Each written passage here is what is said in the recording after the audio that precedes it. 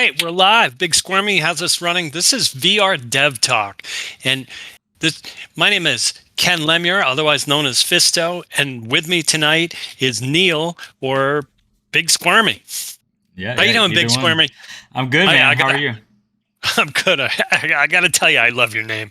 Sometimes, like I know your name's Neil, right? Yeah, But I would much prefer to call you Big Squirmy just call than me Neil. big. Yeah, just call me Big Squirmy or Squirmy. That's what I go by Yeah, most of the Squirmy, time online. Yeah, Squirmy. Y- Do your friends call you that, dude, or is that? yeah. It's funny. The way I got that name was that was like on the original Xbox. Whenever you create an Xbox Live account, that was Right, right. that was like one of the like auto names that it picks for you or whatever. So I just stuck with it ever since. Oh, that's funny. That's funny. I like it. I like it a lot. Well, thanks for joining us, folks. And basically, we're a couple of VR developers, and we're talking shop, and we're talking about how we make virtual reality. And we hope you find it interesting. If you do, let us know. Drop us a line. Love to hear from you. It's always cool to make connections in the VR world. It's relatively small.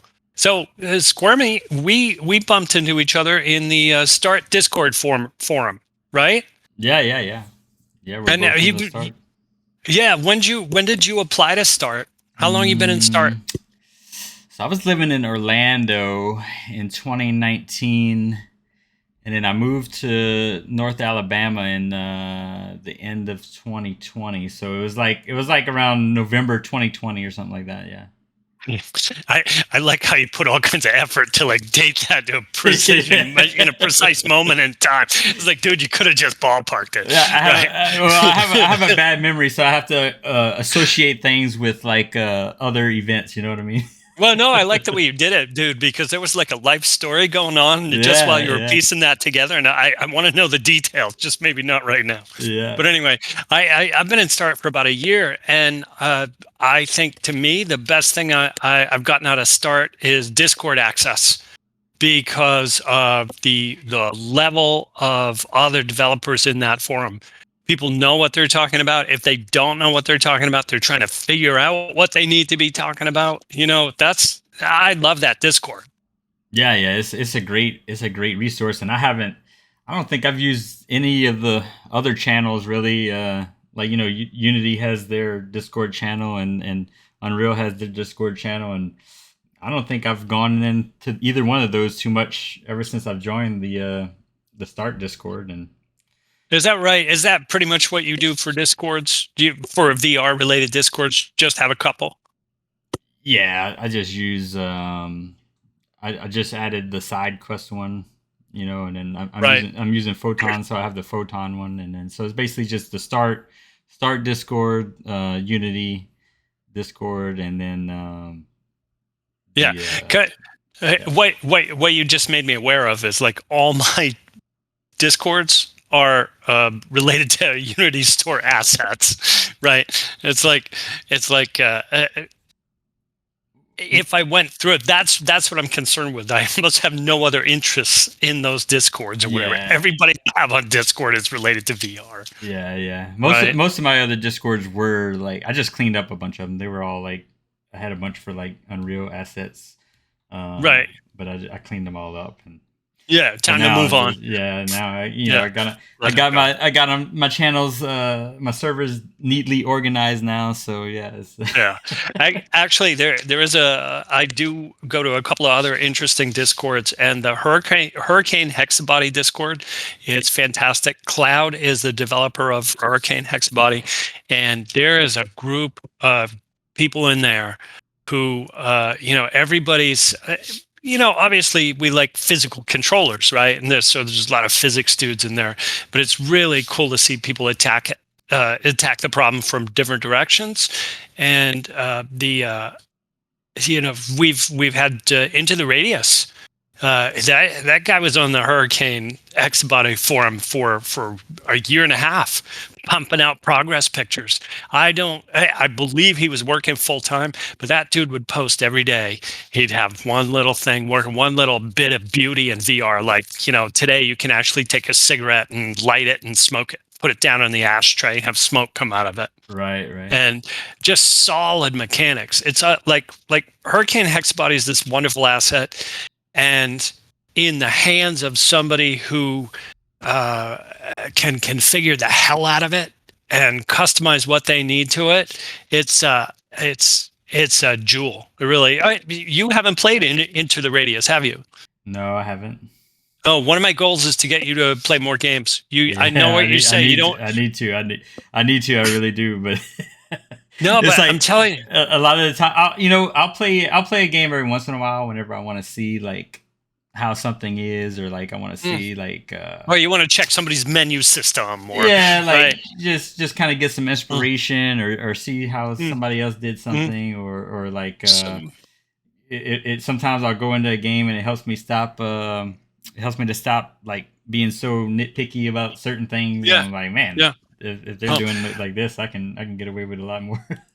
I get a lot of inspiration from playing some of these games, and I will say there are some great games coming out now, main store games as well as App Lab games, and SideQuest is a good source for these. But there are games, and sometimes they're not the polished gems or whatever. You know what I mean? They're not main store titles. App Lab has some magic going on there, and it's interesting because you can see somebody who's got like a rough implementation, artwork's not that great or whatever, but you hop into it and their take on how to solve a problem is like, oh yeah, that works. That's the right way to do it. That guy's got it going on. Yeah, And I think we're building, because VR is so new, we're building the vocabulary. People are testing out ways to work in VR, how to build games and how those games should look in VR. And we're just figuring out what works, what doesn't, you yeah. know? There's like a small standard, but then there's everybody trying to go outside of that standard and broaden it out, and make it Right. wider. Right.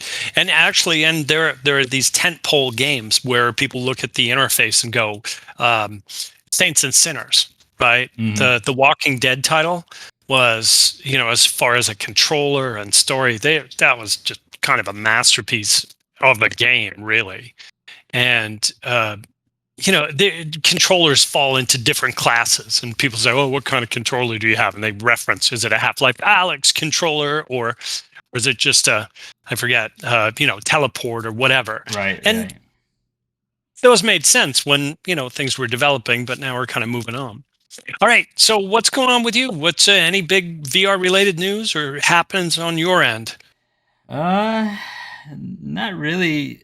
I just submitted my app to App Lab today, so What do you that mean was a not really? That's fantastic news. That well, yeah, I but couldn't it's think not. of better news. Yeah, I mean, but No, it's not ready for prime time. I that, just kind of submitted it to get it through yeah, the yeah. hoops to get it ready for because I'm shooting for like a Christmas time release, Hmm.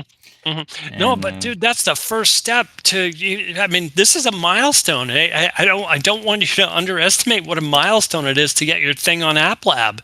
It takes a certain amount of dedication to even have an APK that launches, right? And hmm to have something that you can show somebody. And I get it's a rough thing. I did the same thing when I did one of yeah. my submissions. It was a controller. You go in a room, whatever, they approve it, but then you can update it. So congrats to you. That's a Yeah, yeah, milestone, dude. and for those that don't know, it is a process. It's you have to create all the images. There's like probably at least 10 or 12 images that you have to make, the icons and the banners and everything like that. So It is amazing you need that many hard assets, and they can't it's just figure it out. and they You can't know. and you have to everything has to be placed just right. You can't have they got the Mm, safe areas, that has all yeah. the titles and everything has to go in, and Oh, so what did you use? Photoshop, and you had some artboards for the different aspect ratios. no, I don't. I've never, I've never gotten much into Photoshop. I use Illustrator a lot. I've always Hmm. done a lot of vector graphic stuff, and Hmm. so I do everything in Illustrator. Dear God, man. That's okay. That's hardcore, dude. But Yeah. anyway, one of the first submission I did. Uh, oh, the first couple of submissions I did, I worked in Photoshop and I did my main art thing and I would export it in different sizes and it was a pain in the hassle. It took me all kinds of time. For my third release, I found somebody had a Photoshop template that had the artboard set up and you could put elements in and it would replicate in the different artboards. And then boom, you hit a button and it exports all the correct sizes and it names them properly. So if you do your work that way, once you're ready to export and get it up there, it's just a matter of going on App Lab and going boom, this one, this one, this one, and boom, you're done. It really, Yep. you know, So that that's how I had yeah, it set up today in Illustrator, right? So I had all the different artboards set up. I had them all named, and then all I had to do is hit export, exports them all at the same time. And for some reason, the new version of Illustrator like adds an extra pixel. So like if it's supposed to be like 1024 by 1024, yeah. it exported as 1025 by 1025. So I had, and so I didn't realize until I went to drag the images into the App Lab submission page, and it was like, oh And no, then we it can't. breaks. Yeah, it's like we Yeah. can't take this. It's not the right size. And I'm like, oh my goodness. Well, And then I go look, dude, and then so then I had to use the legacy exporter, which I mean it works, but the with the legacy exporter you have to do everything I, one by dude, one. dude, you do realize you're using like the wrong tool for the job, right?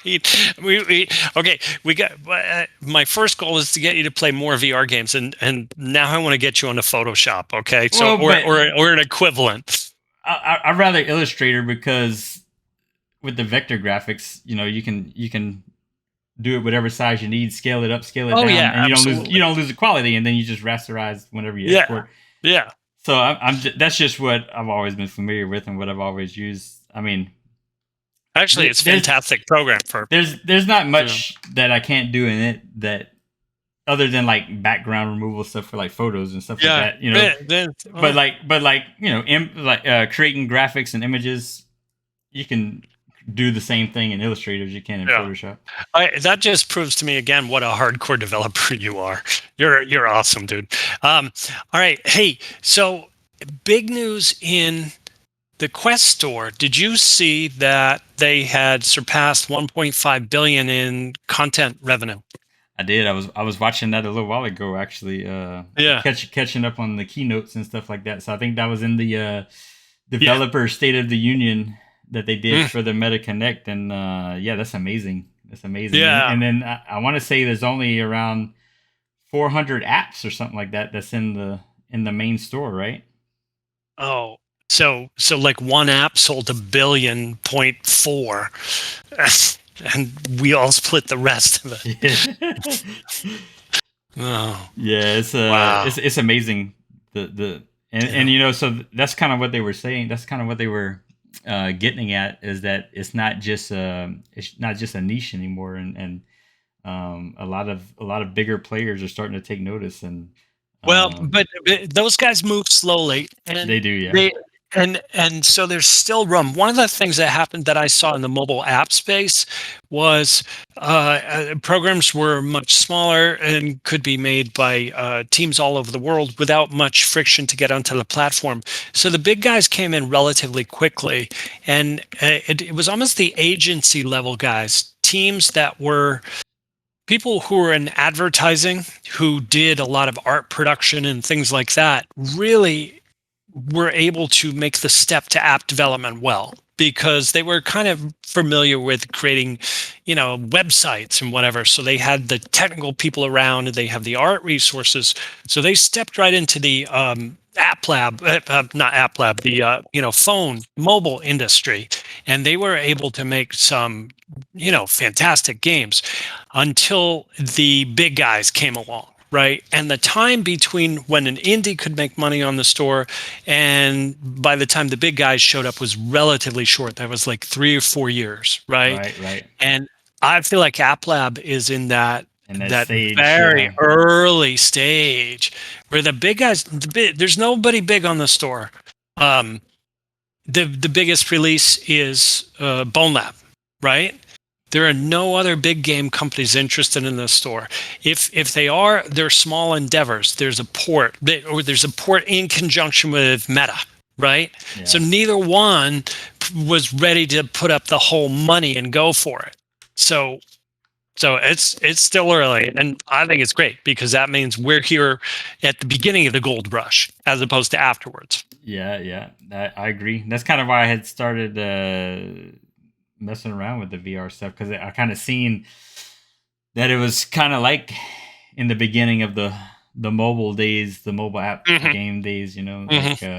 You know, and like now it's, unless you got either really lucky or have a lot of money for advertising, it's almost impossible to get a mobile app and, Right. and be successful with it.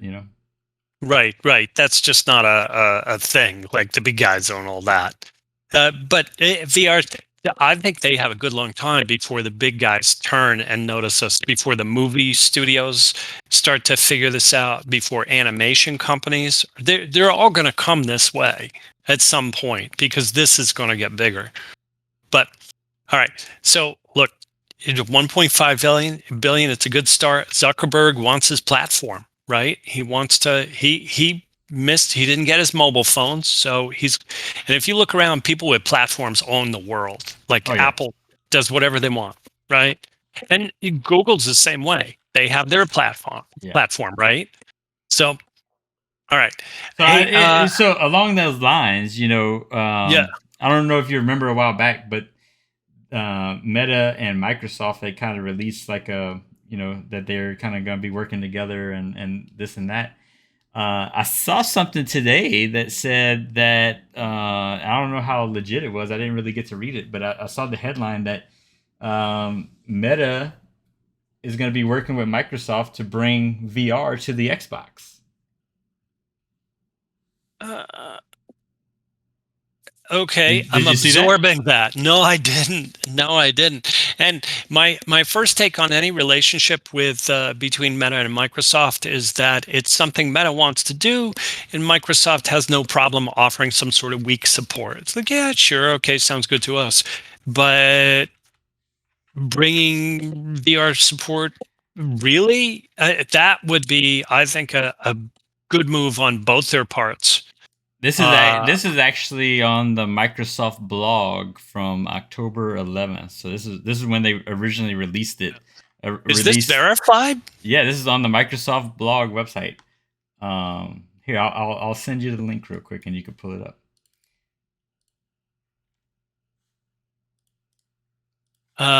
Yeah. Now I'm starting to see it because between Meta and Microsoft, they could take this. So my first Yeah. take is that Yeah. they're doing this to try to compete with the PlayStation VR, right? Hmm. Because that's Yes. obviously a big Yep. thing, and a lot of people are excited about that. And Hmm. so depending on how they can work this out together, that's going to be a big a big thing. Oh boy, I mean the hype behind the Sony machine. I almost don't get it, but the people I know who are Sony are so excited about that headset, but I just don't get it. It's still wired. The specs are pretty good. The controllers look pretty good, but it's wired. And you know what? I guess I almost get it because I fired up Half-Life Alyx a little while ago with a really good graphics card. And I was like, oh, there's a but level of detail in here the Quest isn't ever going to have. but you can't take the, or maybe you can, I don't know, I'm not that familiar with it, I haven't used it, the PlayStation VR. Are you able to use it with a PC as PC VR? No, absolutely not. Absolutely not. Absolutely not. I mean, I think some people have rumbled about that, but my guess is that's wishful thinking, not anything Sony would do. Yeah, see, Sony has to no me that's desire. the, yeah, to me that's the one downside of it, because at Yeah. least if you have Yeah. a standalone like a Quest, Mm, then you can still always plug it into the PC and right. have PC Right. VR experience as well. No, but I think Sony's strategy will be a massive hit in Japan. They know that audience really, really well, and they build exactly for their Japanese fans. They they don't always translate in the US. It doesn't quite always hit exactly the same way in the US because the market is so different and Xbox is so big here, Yeah, right? yeah, sure. So Yeah. if Meta and Microsoft pull it off, if they can work together to actually do that, stream from an Xbox to a Quest 2 or Quest 3, I don't know, that's an amazing combination, right? Is Yeah. it is that would be the Xbox 5, right? Is that Yeah. Well, I don't know. well, You know, looking at the article, it mm, looks like it could be the current gen. It's hard to say, but I mean, on yeah. Microsoft's part, it wouldn't Yeah. be hard for them to support it because with the Xbox because it's basically just running a version of Windows, right? So on the Xbox, so it wouldn't be hard for them to Yeah. support being able to plug in a headset and have it support uh, Yeah. a game from the Xbox that supports VR. That but you don't have a DVI link. I just kind of feel like as far as I'm concerned, I don't know anything about consoles, so I really can't speak to that market. But so I don't want to speculate too much, but it would be interesting. Hey, other news: try before you buy program in App Lab. What do you think about that? I guess it's. I mean, technically, it's not supposed to be an app lab. No, Uh, it isn't. It isn't actually. so I don't know It if it's isn't supported even. now. Yeah, so technically, it's not supported. I know some people have enabled it. I don't know. I haven't seen if it's actually working or not. My guess is it won't, and if it does briefly, it won't for a long time. I I just kind of think meant, for what's your take on the program itself? I Do you think think it's a good idea? for smaller developers, it's not going to be a good idea Hmm. because and especially if you're in App Lab, it's not going to be a good idea because your title might you might be pushing an update every week or every 2 weeks because it's still in development or whatever, and if somebody tries it and it's in a not a good state, then they may not come back to it. Well, it's an opt-in program, right? Even it's Yeah. not available in the App Lab, but even on the main store, it's opt-in program. If you don't want to do it, you don't do it. Yeah, and it's only 15 minutes. Mm-hmm. I don't know. I guess it's just going to depend on what the data shows after it's been out for a while and some people have I used it. I think that's the key there. They have A/B testing, so you'll be able to know fairly quickly, I think. And if anybody knows how to measure that kind of response, and my take on that is, I don't know if it's going to work or not, but it's great to see them experimenting with the store, right? Yeah, yeah. They're adding new features. Yeah, for sure. Adding new So, features and coming out with new yep, things and new SDKs and yep, yep, all that ties back to the all the money they're making in the store, right? Because yep. they get a cut of that, and so they're able to the more money that they're making, they're able to put more resources towards making things better for the developers, making new SDKs and things like that. Hey, I got my Quest 4, Quest 4, The Pro. no, Quest Pro, set up for delivery tomorrow. Oh, And you can be ready to play with that, yes, huh? I'm gonna be. It's gonna, and I did look at the SDK briefly. There's body tracking. It's really waist up tracking. It doesn't track legs, and there is eye tracking and face tracking, and one more. I forget what it is. Presence. I forget what that one is. But anyway, the face tracking data outputs, I believe, 62 different parameters. It's a face identification system that's been around since like the 1930s, and each of the muscles are sort of coded. And off the Quest, you get values between 0 and 1 for each combination. And I didn't notice what the sample frequency was, but that's going to be a lot of data coming through, a lot of animation data. Have you seen the video? They do have a video Yeah, showing. I saw the video. I saw a short video of the face and the eye tracking, and then I saw the video that they released a few weeks ago, like maybe 3 or 4 weeks ago. It was before Connect that they released of them testing the full body tracking system. So it's like basically that it's just using like AI to between the AI and where it thinks that the hands and the head is at to contort the body. Right. The feet probably won't be perfect for a while, but I bet you it'll be really good for like elbows and stuff. You know what? I just, a lot of the tests I do, I don't bother to put in bodies, VRIK rigs, because, it's not a polished test. I'm not showing it to anybody, or I'm showing it to very few people, so I don't need a body. And just this weekend, I spent some time. I started a fresh project and put in a new Hurricane Hexa body controller, and I set up a character on VRIK. Are you familiar with that? Do you know what that is? Yeah, I use that. I use that. I use a combination of the Oculus integration SDK and the VRIK. Right, you do. So I set up a Hexabody controller with VRIK and I fiddled with it, and I followed the YouTube video closely, and you really got to hand it to Cloud. He did, that's the developer of Hurricane, did a great job on a video. It's not flashy, you Hmm. know, but dude, if you follow it, it comes out like it should. And there's nothing like having that presence of character. It's like, boom, oh, I'm really that model I was just playing with, I'm now inside of, right? Yeah. And I got the controller set up so I could jump up 1 meter, you know, Hmm. and I was able to get the mantling working, which is when you're trying to climb over an Sure. object, you push Yeah. down and mantle over. And Boneworks has I know you haven't played Boneworks, but mantling is phenomenally difficult in VR, and I don't think Boneworks has it. Bone Lab has it solved, I and think I think it's pretty good in a couple of games that I've played. Population One is not bad. oh, is that right? Oh, Yeah, and then in Slim's game, Grab is pretty good in there. I find so.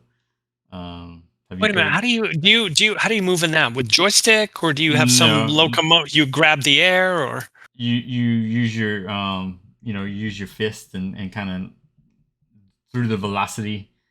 oh, okay. All right. I think I've played that a few times, and I think the last time I was in, I was confused how to just navigate. It just Those, I like the fact those kind of games that is a different locomotion style. But a lot of times, whenever I do play VR games, I want to play seated. Like I don't like standing up and playing. I'd rather play seated. So I rather games that have like joystick movement, so I can just sit and uh, chill and oh just and oh. not have to be up and flailing my arms around just to move. Oh, okay. Yeah, it depends on the game, though. I mean, there are some games where I want to be standing up and I want to be, an exploration game. There's a couple of games on the store called Battle Sister. Is that it? And they're Warhammer 4000 AD related games, and they're darn good VR shooters. Back to the old days, they captured something, and it's all low poly work, but the quality of the low poly modeling is phenomenal, Yeah. right? Like I know it's so hard to go up against these monster graphics cards on mobile, but these guys are giving it all they got. You have to see this artwork. It's just amazing to be there in VR and be able to go up and inspect it, Right. right? Yeah. Then hold the sword up and go, look at the work somebody slaved over this thing, Yeah, you know? it's amazing. And I tell you, Yeah. going back real quick to the eye tracking, the thing I'm Yeah. looking forward that's the thing I'm really looking forward to because I feel like with the eye tracking, you could do some cool stuff with like menus and things like that. Like pulling up an inventory menu and using the eye tracking to select an attachment for a weapon or something like that. We're gonna have to see how that feels. I mean, what's it feel like to control a joystick with your eyes, and how much of a lag is there, right? Yeah. Is it going to be like hand tracking? Technically, hand tracking works on the Quest, and you've tried a demo or two where it works. You have to go, yeah, that's pretty amazing for what it is, but it's clearly not ready to be the main input Right. device, Right. Yeah. right? Well, my thing about that is, computers are all about using the right input device at the right time. So some games have speech. It's nice to have controllers because of the precision, right? But there are some things that's easier to say, right? So you have speech commands. And I like, basically, I think anytime you can get somebody in a VR game to actually do something similar to what they're doing in the game in real life, I think you've won. If somebody has to, like, to throw a grenade, they physically have to grab the grenade and reach over and pull a pin, right? And if you were outside watching them, not knowing what they're doing, they're very precisely, right, fiddling with something. I, Right. I think that's a win.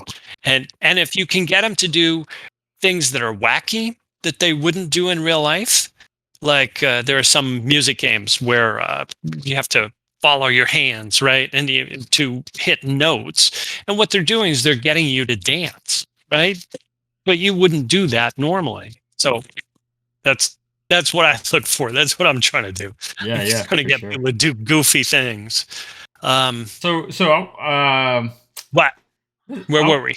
I want to know what's your what is your what's your pipeline look like? What are you using, Blender for modeling or something else? And what about texturing and all that good stuff? It's that's all Blender. I don't do a lot of my own artwork, but I do use Blender, and I do sometimes modify UV coordinates or clean up meshes. Right, I know enough Blender to do that kind of thing, but my pipeline starts with, I just had a set of 6 heads made up, and I think I talked about this in the last show. And the first thing I did is decide what animals I wanted to add to the game. I got a bunch of different reference photos, and I sketched out different ideas for each character. And I got on Fiverr, and I had these guys send me models. The results were, between the 6 of them, they varied.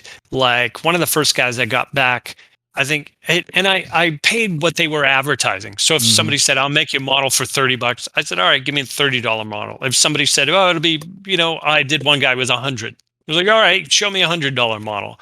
And the one guy, I think I paid 150, and he had the model done like the next day, and it came back, and all the all the nodes in the hierarchy were named properly, and dude just knocked it out of the So park. so Like, so was the highest one was the best one in your yeah, experience? yeah. And his stuff was realistic. As a matter of fact, I one of the faces he did, I had to turn on wireframe because I couldn't believe he got it that good looking in so few polygons. Like, his poly count was amazing. And like I said, he was the most professional, nailed it, listened to the requirements. Like, I had certain requirements. I want the head in one file, the left hand in one file, and the right hand in a different file. He was the only guy who followed that requirement. Everybody else put them all, and the hierarchies they would send me, they would export the whole scene. It'd be cameras and lights, and things would be everywhere, depending on, it almost went by price, but there was a dude in there at like $30 who did a great job too. But so I take my artwork into Unity. If like with these heads, if there was a skin weight that needed repainting, I had to open it up in Blender, which I've tried various programs over the years, 3D Studio Max. I was doing Cinema 4D for a good long time. I used to teach Unity at a university, so I could get educational licenses of all these Hmm. phenomenal programs.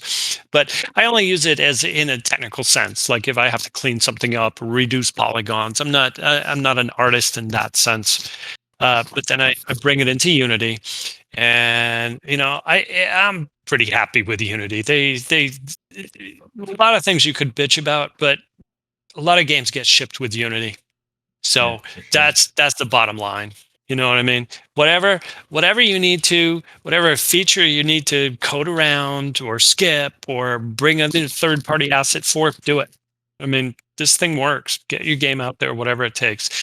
The first thing I do when I start a new project, that I think is more interesting, is what assets do I put in that project? Right. Yeah. Right? Clean template. All right. I'm going to say one, you say one. If you start a clean project, what's the first asset you put in there? Well, if it's VR, the Oculus integration. All right. I go right to Hurricane Hexabody. Those are my first two. All right. Then I'll check my versions or whatever with the Oculus integration. Yeah. Yeah. Um, oh dear. I almost want to crack it open. For a while, I used an in-app editor. I used can't think of the name of the editor, but that's not it. It'll come to me as we're talking. But it would add give you a full editor in a Unity window, and I used that for a good long time instead of opening Visual Studio. Oh, okay, okay.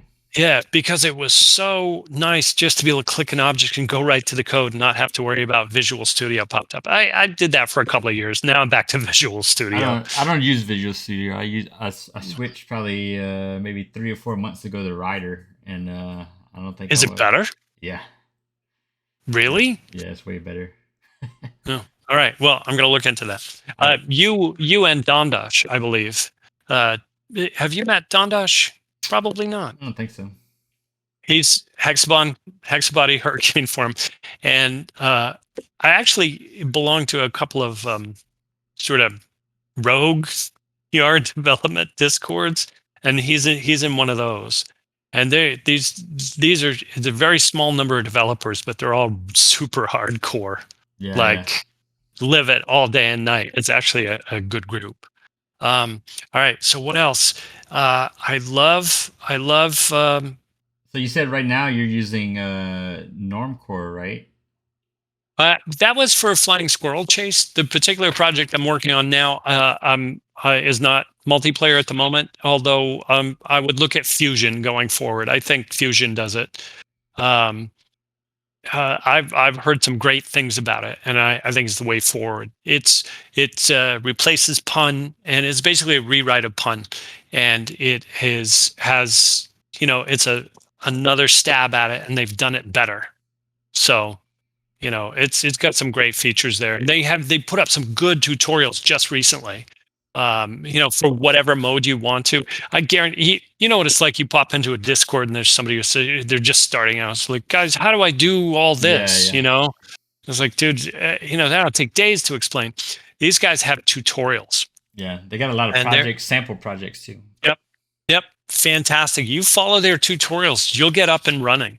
You know, and so the other thing I love the Puppet Master stuff, Final IK, right, and Puppet Master. Well, They're Puppet both. Master is just 2D, or is it 3D as well? Oh, that's 3D. Puppet Master is Okay. fantastic for rigs. So let's see.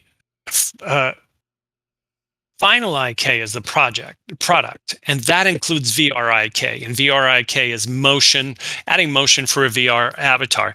But Final IK has all kinds of utilities for human animation, like if you want to retarget an animation to make a player's hand go directly to a bullet or whatever. And Puppet Master is the thing that blends animation. So when you shoot someone, they've turned into ragdolls, right? Right. Yeah. And one thing, it's interesting because VR games now, the leading ones, have ragdoll enemies, right?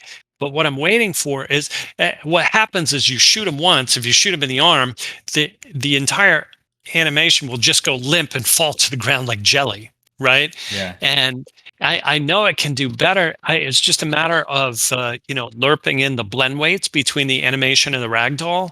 So that's one of the things I'm hoping to try, like this weekend. Because if somebody gets shot, they don't instantly turn into a jelly ragdoll. The animation still continues, and by blending it in, you can get a little better motion, I think. Yeah. The other thing you can do is you can add, I think they're called effectors for the hand. So wherever the hit is, wherever you shoot somebody, you can influence the hands to go to that position. So if they get shot in the face, their hands will go, oh, or to a shoulder or to a knee, right? Yeah, yeah. It's a tremendously powerful toolkit. And I think, and there are games out there that use it for different things. And I think as we go on, you're going to see that's an invaluable tool. So I love that one. So is the Hexabody one probably the one you say you use the most? For the controller, for the base controller, and I do that for a number of reasons. When I go into a game, I want to see what can I do in this world, and that Hurricane Hexabody, it's sometimes people call it Hexicane. It's the combination of the two products. Just to me, make the best VR controller I've seen yet. It's in some ways better than Half-Life Alyx, and I think it's on par with Bone Labs, and there are some things I like about it better than Bone Labs. Especially, I was playing with it just this weekend, and I got it to move so smoothly, where I could jump around and navigate the world, and it's just fantastic rig. Uh, a lot of my experience using Hurricane, I haven't been using legs. I've been doing a monkey motion for flying squirrel chase, and my platformer prototype has, I think it has great motion to it. You run on your hands and legs, and it's physically based, so it's different than Gorilla Tag. So you can make these big, graceful aerodynamic jumps. But so I haven't been using Hurricane with the legs for, I don't know, 2 years, and just last weekend I was like, oh, gee, I want to try that out. And when I did and added a VRIK avatar, I was like, oh, this rocks. This makes a big deal. When you add that avatar, you give you're a bit of that person, that character. Yeah. And do you have an avatar in yours? No, I'm just using head and hands because you're in the cockpit, right? So Right. you don't see the other players in the cockpit. Hmm. I do have I did just implement where whenever one player kills another, well, I'm still kind of tweaking it, but I'm either gonna show like on one of the monitors in the cockpit, I'll either show like you were killed by so and so, and then show either their Oculus avatar picture, or Right. I'm kind of playing around with like giving them like a having like an extra camera in the cockpit where it takes a picture and they can make a pose or whatever, and it puts that pose on the screen of the enemy that you killed. Are you serious? Yeah, yeah, Yeah, I'm trying to think what kind of violation that is. That's user generated content. yeah, yeah. Oh wait, don't you have to have that approved? I guess you don't. No, because it's just Uh, the same thing. I mean, the profile picture, that's an approval, but that's just in the normal yeah, usage, And then the take being able to take a picture of their, it's not. I'm not using like the Oculus avatars or anything. It's just my own hands and heads that I'm making and oh well, accessories. So oh it's just they can make a pose, they can do yeah, whatever, and then point at the camera like, "Hey, I got you," or something like that, and it takes a picture and puts it on there. dude, that's a phenomenal feature. That sounds great. I love the idea of that. That's a good idea. Yeah, yeah, it's coming along. I'm like I said, I'm still kind of toying around with the which direction I want to go with it. I might do like a combination of the two or something like that, But Well, you got to focus on something and get it out there. And you started today, right? So hopefully you'll hear back. You know, yeah, hopefully we'll see. They saying it takes like 3 days, but I know some people it's taking them like 3 weeks. So yeah. It's an exciting time. I remember when I submitted mine, I was just checking my email constantly, right? yeah, yeah, yeah. Um, But yeah, it's coming along, and I got So what do you do for your shaders? Do you do any kind of asset for your shaders? yeah, actually, it's something called OmniShade, and it's a Unity. It's available on the Unity Asset Store, and they're optimized for mobile. And he's got a good selection. Guy does great support. He's got a Discord, and he just pumps. It's this sort of Uber shader where you can set it on a character, and you have flags in an editor for what properties do you want to include: diffuse, specular, normal map, whatever. And somehow it builds a variant for each player that's using it. Yeah, And because I use that as a team shader in my flying squirrel chase game, and it allows me to have a separate mask for the team color, yeah, right? yeah, Because my avatars all, like the chimp or whatever, the lion, they all have a standard color, but I allow you to change some parts of, instead of the whole entire so character. Like in, it kind of gives it like a hue. yeah, yeah, it's beautiful. It does a great job. I did release my, and then one of the things, it has a nice reflective material, so I did release. There's a guy who's a super fan in one of my games by the name of Blue VR, and he's just does a great job in game and stuff. And he's got wicked, advice and whatever. A great guy.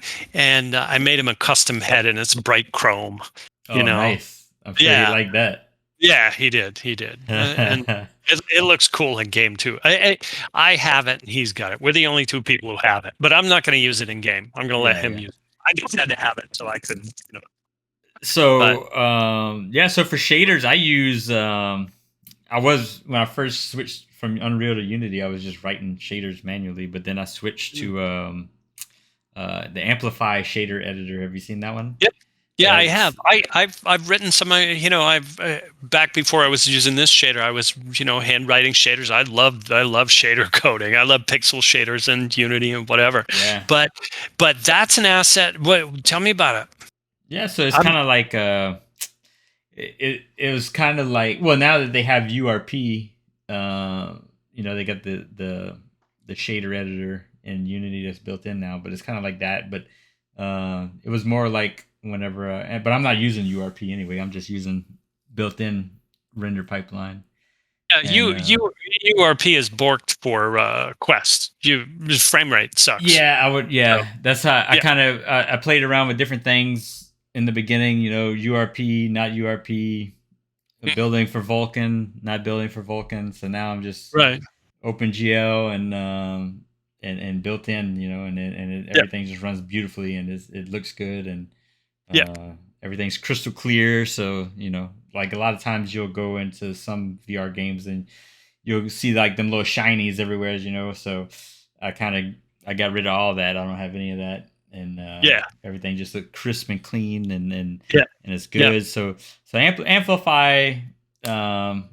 I use that for certain things, and I still use like custom written shaders for other things that I made, and but kind of a mixture depending on what it is. But everything I use is pretty much like super streamlined and super like Well, what not kind of not much shader? to it.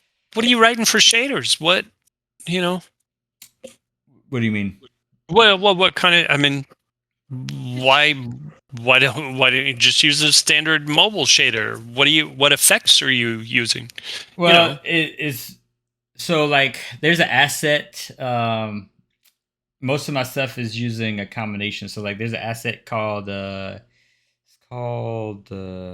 Retro AA is what it's called, and it's like a shader that takes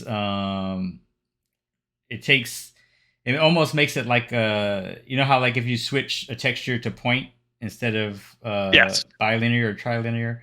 So Filtering. Yes. yeah, if you change it to point filtering and it gives it that blocky pixelated Hmm. look. But if you Hmm. do that on a regular texture and you go into VR, you'll notice like everything's all shiny and like looks weird and Hmm.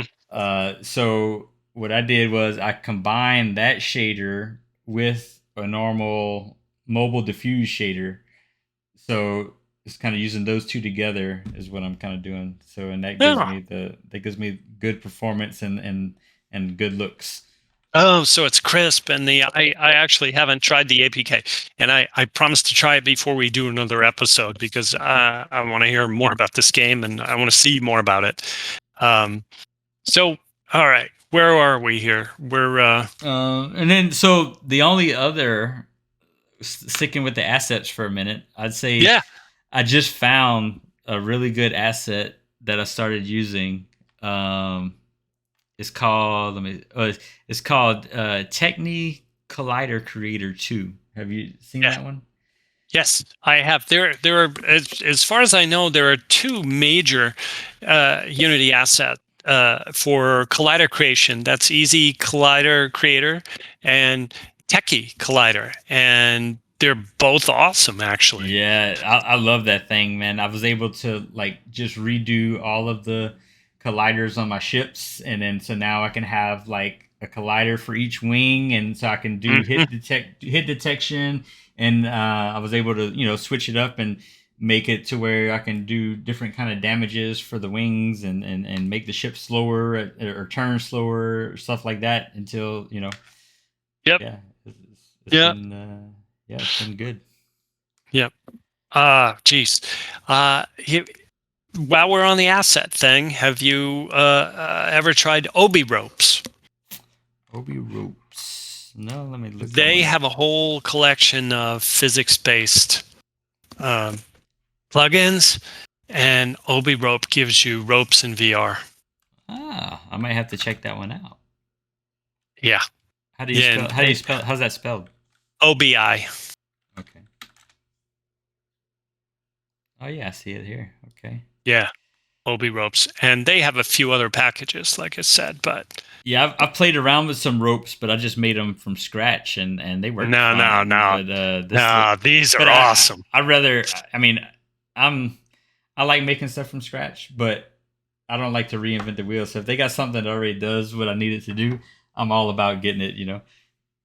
Yeah, I've written some things just because they were interesting to write, but these days I'm much more interested in finding blocks that fit together. Well, Oh wow, like, that the twist feature looks really nice. oh, no, no, no, it's well worth the purchase. You know what? As a matter of fact, Unity they probably have Thanksgiving and Christmas sales, Yeah, and yeah. Obi Rope is one of the things that continually goes on a pretty good sale. Yeah, You know, I just added that to my favorites. So Yeah, whenever, all right. I'll, Yeah, come back to me, dude. yeah, Yeah, do not play with that before you ship. Just save it for after, dude, yeah. Well, because I don't it's think I would have awesome. I don't think I'd have a place for ropes in my current game anyway. So. No, if you play with OB ropes, you'll start trying to figure out where you can use ropes in your damn game, right? So, Yeah, that's a good one. But I mean, other than the Amplify shader editor and that Collider creator, I don't think I have any other assets that I really couldn't live without. You know what I mean? I have assets that make things easier for me and save me time without having to create it from scratch. But almost everything I have, I could live without if I had to. You know what I mean? yeah, I don't know. I have some things like Master Audio I use for soundtracks and playlists, and it does audio pooling, and it's if I'm doing a prototype that I don't care about, I'm not going to spend any time on the sound. Sure. But Yeah. if I'm shipping something, it's going to have a audio controller in it. Um, oh, I just integrated over the weekend something called Impact, maybe physical response system, and it's where you define interaction materials. And so if you throw a plastic bottle on the ground, it sounds like a plastic bottle. Sure. Yeah. And Yeah. I had hooked up my Hexabody controller, and that's the first thing I did. Is okay, now I want to throw things around, and it was fantastic. Be able to So push something and hear it. So is this all for a new game that you're making now? You're working on, or is this Yeah, something you're just kind of playing with on the side? well, here's the thing. I should be working on another project, and then I got my head around this, and I kind of like it. It kind of it's almost an old school shooter like Doom or Quake, and I'm starting to like the feel of it. I think the last time I tried this, it didn't feel right to me, but this is like, wait a minute, I want to be here, So it is a new project, and it's a VR shooter, and I I'm more interested in sci-fi weapons as opposed to traditional weapons. There are plenty of VR games right now that will give you very detailed modern day guns, right? Sure, And yeah. I think Into the Radius is a phenomenal example of that. They have great guns, and they did a good job modeling them, interacting. I want to do something a little more fanciful, that's a little more fun, like solid machine guns, shotguns, things like the rocket. I'm going to play with the rocket launch. Like uh, I can add force to the player when you use the rocket to jump, and I want it to be dramatic. So if rocket's a big weapon, right? So I have an advantage over my enemy. Well, the drawback is it's going to throw me across the room, right? So I can't wait to play with some of that. Yeah. Um, So are you still updating and stuff your current game as well? I am, but not so much. I'm trying to get something out for Christmas, and I had a prototype of a monkey motion platformer game that I thought I was going to polish, but that I got sidetracked on the shooter because I think I can do a good enough job that it's worth it. Yeah, yeah. It's like, oh, this is fun, and I like this, and other people might agree, So right? the game before this one, I kind of put it on the back burner because Mm-hmm. whenever I first started, I started with it was a sniper game, right? And Mm-hmm. it was kind of like a sniper game and a is multiplayer and a sniper game and kind of like escape room type deal all in one, right? So, but I kind of put that on the back burner because at the time uh the current hardware wasn't going to support it. Like Quest 1 Yeah. it wasn't gonna run on Yep. it at all. But Right. now that we're getting, so I think after I'm done with this game that I'm currently working on, I'll probably support it for a good while, and then if it dies down or whatever or doesn't go anywhere, then I'll pick that one back up. But basically, what it is it's called I had it named Sniper versus Sniper. So Right. basically, it's kind of like you remember Where's Waldo, right? Oh, absolutely. Sure. So it's like kind of like Where's Waldo in VR with a sniper. So you have exactly one enemy, the other player in the level somewheres, and you're in these buildings or you're in the jungle or wherever, and there's all kind of other stuff going on. So like it's not like super easy to see them. And then on top of that, you have to do stuff around you to be able to find the objects that you need to be able to, like maybe your sniper rifle might be locked in the cabinet, so you got to find the code to the lock to unlock it, or you'll be able to get some binoculars and you can look around and kind of spot and see where the guy's at. But Right. if you don't have your gun, then you're not gonna be able to do anything. And then Right. it had like it ran good on PC. It had Really? yeah. How far did you get on that? I was probably I had all the mechanics down. It was pretty much just needed to be. It just needs to be pretty much all the cosmetics and the assets and the textures and everything just need to be put into it. But Well, I have a lot of prototypes that, if you finish the game would be awesome, yeah, yeah, like my platform or prototype, I have like, I don't know, 15, 16 levels. My average playtime, I see the stats on App Lab of people come, they play it, they rate it 5 stars, and they play it for roughly 15 minutes, right? That's what I have for content in it. So now the idea is, okay, now just make 100 good levels with really good artwork and, sound design. I was like, well, that's kind of hard. you know, yeah. that's the hard part. Sometimes Look, getting the demo going. I can start projects like it's nobody's business. Let me tell you. Yeah, yeah, yeah. I have a lot of those. Oh, this one's going to be the one. Well, But and then that one too was in that was in Unreal, so like there's no way I mhm, would ever it wouldn't run on Quest 2 even from Unreal. yeah, I'd have to port it over to Unity anyway. sure. So Yeah, the only thing I have to say about having a lot of these various tests before is one of my Slenderman app that was on the App Store that did pretty well was actually a combination of other little projects I had done. So when it came time, I was like, how do I do this? What do I pull mhm. together? I was able to go to things that I'd already written and put them together and make a product out Oh of it. yeah, yeah. So That's I mean, there's always one of my favorite things to do is just like create mechanics and recreate mechanics, or just open up a new project and come up with a new mechanic or something like yeah, that. That's yeah. always fun. Yeah, yeah, and especially in VR, there's a lot of places to go. I mean, that's why I use this controller, this Hurricane controller, without legs for 2 years.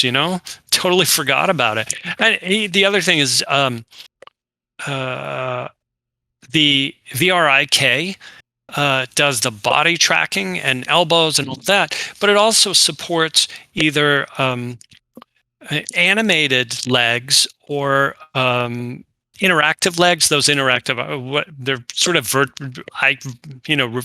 what is it? Forward IK or Yeah, yeah, yeah. they're IK. They try to plant the feet, but the way that looks is your feet kind of drag behind you as you move Right. in the real Yeah. world. But VRIK has an animated controller, so it plays the appropriate animation for your feet. As you move in the world, you look down and no, your feet aren't in that exact position, but it's close enough. And you sort of run around and your feet are doing the right thing they're supposed to be doing.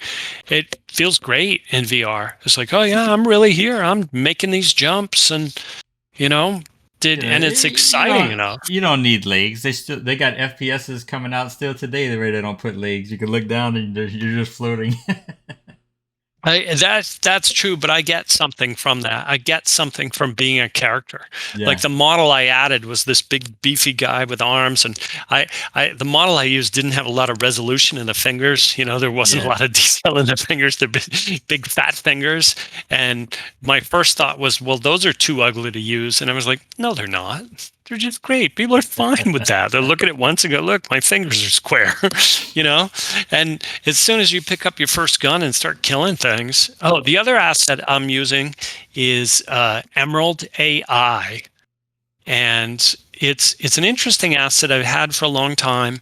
And the first time you use it, you're like, all right, I could write this. And then the second time you look into it a little more, you go, oh, there's a lot in here. And this third time when I started actually to implement it and get it hooked up, I was like, every time I need a feature, I look around and go, oh, he already thought of it. Not only does he have a feature, but it's all documented and it has error messages for what you need to set up. He literally has on-screen instructions in the editor that will say, oh, we know you're trying to set up this feature, but it's not set up correctly. So you want to go to this tab and look at these options. Yeah, It's such a polished asset. And right now, a lot of the games we're seeing in VR don't have very good AI. And let's be clear, when we're talking AI, it's not really intelligent.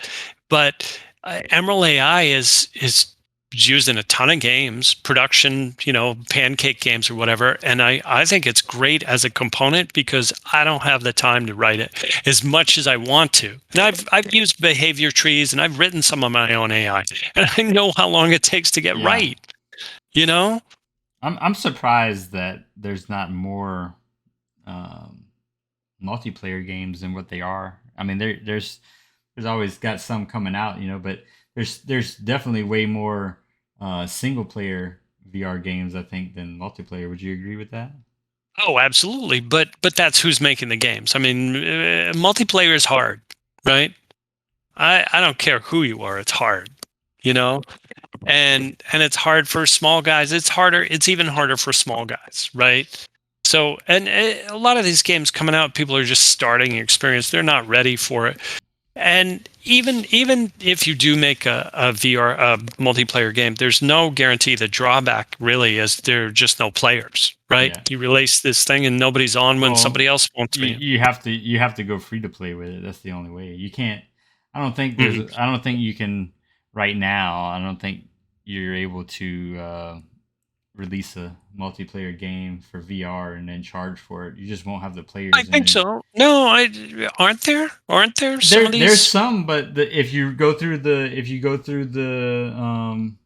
reviews, most of them say like, "Oh, this is a good game, but this don't have players." Right, you can't match with anybody because there's no players. It's a good game, but right. there's no players, and Yeah, and and that's because you only have a small selection, a small pool of people that is going to pay for the game, right, versus if you right. put it free to play. So if you want to make sure that you have players, then You need to be free to you got to play. be free to play, and you got to have Yeah, a monetization plan yeah. for in-app purchases. How are you gonna monetize yours? Yeah, so I'm doing free to play, and then I'm gonna just skins. I'm gonna do different trails for the ships, Yeah, yeah. Cosmetics. different skins for Hmm. the different Hmm. hands, different heads, But all that stuff. now the position I found myself in is I put my flying squirrel chase out for free, and I didn't have any IAP in it, and Hmm. I was using Normcore, and it was out. It was on App Lab for maybe a month or two before I even noticed I had a player in it. Hmm. I was developing on my desktop, and somebody walked through the editor. I was like, "What? Why is somebody here?" And I popped in the headset and I went into the game, and there were people in the game, and I hadn't seen that before. These are people I didn't invite. Yeah, You know yeah, what I yeah, mean? They just showed up, and I got picked up by. Yeah, I got a free feature on SideQuest yeah. which was great. And that got me picked up by a YouTuber, J-Man Curly, who did a release video. And now at this point, my Normcore deal is $60 a month. You get I don't know, three whatever terabyte or whatever, and of traffic. And when J-Man Curly launched, that I started having to pay for bandwidth, Yeah, right? yeah. And it's like, wait a minute, I got no money coming in. How big is this bill going to be? And I had to throttle the game. And what I did is I turned off in-app chat. The voice chat was always on for me. Yeah. I added a push to talk button because that lowered my bandwidth usage. Yeah. And but the users dropped out. The most exciting thing about my game was these kids were thrown into a big room with all these kids going wild, and they loved it, right? And by going push to talk, they were like, oh, this sucks. I can still do it, but it doesn't feel like a party anymore. Right. So I did that until I released my IAP. Once I could pay for the game, and I lost out, but I was afraid I was going to have these, $10,000-$20,000 server bills, right? Yeah, sure. Yeah. So I finally, I got around to adding IAP in, and I was able to pay server bills. And now it creaks along. I pay the server bills. When it first came out, there were some monster server bills, but I had them paid. And, it's a little different now. I haven't been doing updates lately because I've been working on this other game. I really want to get a single player game that is just like $4.99, boom, and I want it to be worth that $4.99. So when somebody plays that game, they go, you know what, $4.99, good job. That's what I wanted. Get in there, get some action, and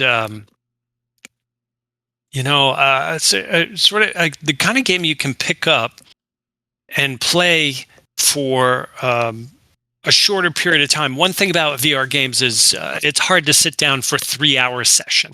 Yeah. So yeah. I want to have something that I can pick up, blast through, right, and make some progress. And when I come back tomorrow, I'll pick up where I left off and keep going, right?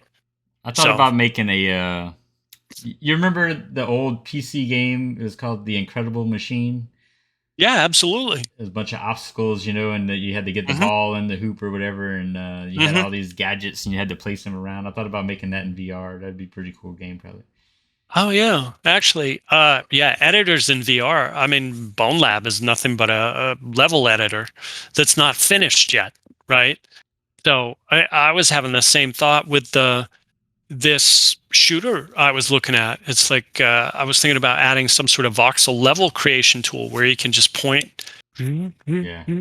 Well, that's why I made all my level assets. I made them all modular because in the end, I plan on having a level creator. That way, I'm hoping that adding the user generated content, allows people to go in. They could build their own levels and invite their friends and play and.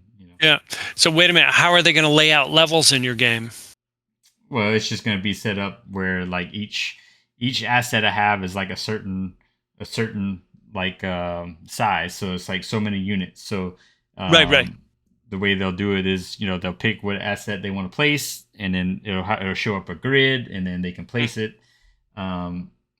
There's an asset on the store where you can add snap points between objects so that you can take one and put it together and it snaps together, but only in the appropriate way. Yeah, so the way I'm doing it right now is I have it set up to where I add extra I add just empty transforms in Blender, and then for like the corners or whatever. And And then the way I have the editor fix is that it'll only snap to only certain points will snap to other certain points. So that if they're compatible, they'll snap together. And but it's kind of different because like a lot of level editors are only like 2D or like one dimensional, But since the ships can fly, 6 degrees of freedom, so it kind of gets a little tricky because with the rotations and everything, because you can go anywhere. So you got to be able to You, place you the. you need a voxel engine in this. And have you considered using one of the voxel engines on the store? You know what I mean? I looked at a few, but they didn't look like they were gonna do what I needed without heavy modifications. So I was like, well, if I got to modify it that much, I might as well just make it to where it works Yeah, for what I right, need it to right, do. right. I see your point. Interesting. Yeah, I totally think I'm kind of thinking that with this, with the shooter game I'm working on now is after release. I think my first thing should be a level editor. Yeah, It's yeah, just make your own levels, and here are the tools. And you make the level. You go back and place where the different monsters are, and the traps and the rewards, and then play it through. oh And yeah, if it's good, upload it, and somebody else will play yeah. it. Look at You know? Super Mario Maker still has tons of Yep. players today because of Yep. that. Yep. User generated content. I think Yeah. it helps with player Well, retention. I'm actually looking forward to building the tool because I think it's so hard to build VR games with what we have now. That when there's got to be a way to have tools in VR and do it there, Yeah, right? yeah, Instead of always on the outside looking in and then going check it out. You're there, right? What better yeah. place to do it? Yeah, so I've actually I didn't try it yet, but I got a key for it's a 3D art app in VR. It's called PolySketch VR, Yes. and they they're planning on adding like a SDK eventually to be able to use it at runtime, so you could add it in and have like an editor to where you can have user generated content to where like the users can actually model things. Yeah. Actually, my solution for that is, well, I'm not going to say it. I'm not going to say it on the podcast. I'll tell you offline. All I right. don't want to give away the idea. It's a fantastic idea. I got a million of them. I know. But all right. Hey, Squirmy. I think we're at time here. Yeah, we're a little Ooh, over, but dude, I just brought up that poly sketch video. I'm looking at it now, and I just went, "What? That's yeah, awesome!" yeah, it's amazing. I haven't played with it yet. I'm eager to play with it. I'm gonna see what it does, but Yeah, that looks good. I might Okay. actually try to make some of my level assets with it. We'll see. Oh, yeah, yeah.